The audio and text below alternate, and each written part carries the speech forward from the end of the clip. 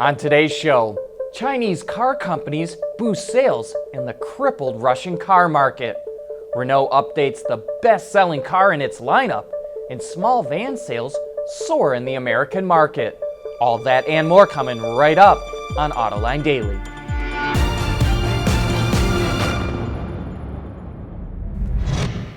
This is Autoline Daily for June 13th of 2016.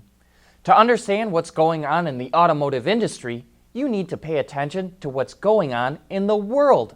So we start out today in Russia, where car sales continue to drop.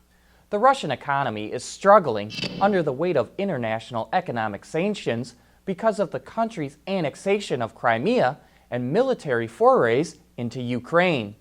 Car sales fell another 14% in May. But here's an interesting development. Sales of Chinese cars in Russia are up a strong 9%, and they've picked up half a point of market share.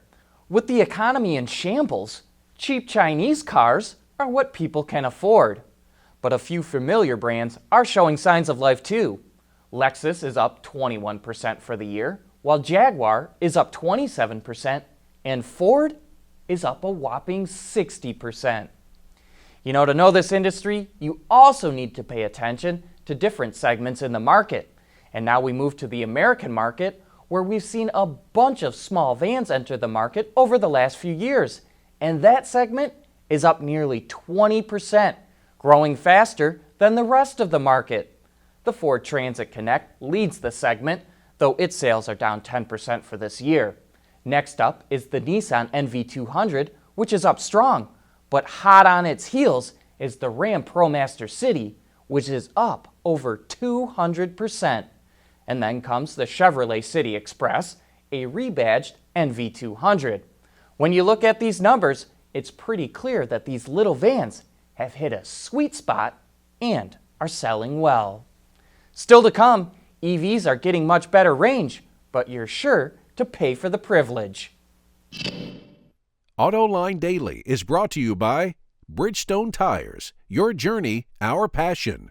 Dow Automotive Systems, advanced materials that deliver better results. And by Lear, a global leader in automotive seating and electrical systems. Tesla has been stealing sales from its luxury counterparts, and now Daimler is taking some action. At this year's Paris Auto Show, Mercedes will show an EV prototype that's estimated to have about 310 miles of range.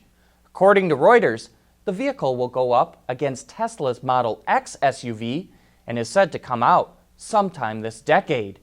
And in other Mercedes electrified news, the automaker is going to start selling a fuel cell version of the GLC next year. What makes this car unique is that it's a plug-in fuel cell, so it can be charged with both hydrogen and via a plug.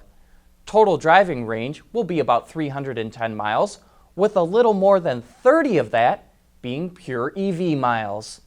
And to round out the EV news, BMW has announced its new bigger battery in the i3 will cost $1,200. Back in May, we reported that BMW would give customers the option for a 33 kilowatt-hour battery pack, which is 50% more capacity than the original 22 kilowatt-hour unit. Range shoots up 33 miles to 114 on a full charge. So $1,200 is actually a pretty good deal. New standard equipment also includes 19-inch wheels, real-time traffic information, and no-cost access to BMW's Charge Now network for 2 years.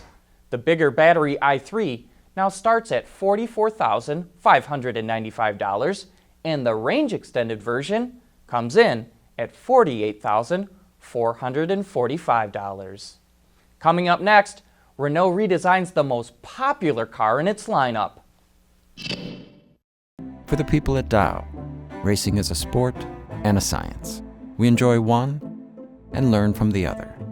But like most competitive people, we like winning at both. This is the human element at work. Dow. It's important to keep up with new product, and here's the latest from Renault, which just introduced the new version of its Clio hatchback. This is an important vehicle for the company. 13 million have been sold worldwide since it was first introduced 26 years ago. The front end features new styling, including a redesigned Renault badge, a wider grille, and LED lighting. The Clio offers 11 different engine and transmission combinations in total. The only new one is a 1.5-liter diesel that can be mated to a 6-speed manual. It's also available with a number of new infotainment and safety technologies.